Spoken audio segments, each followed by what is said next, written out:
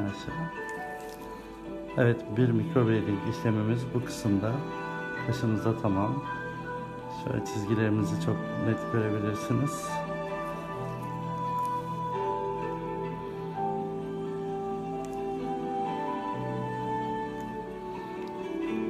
Çok güzel oldu.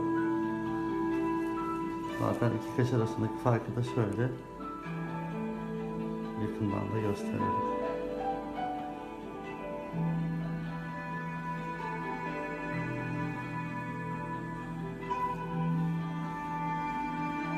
Hafif bu tarafa doğru dönebilir misiniz?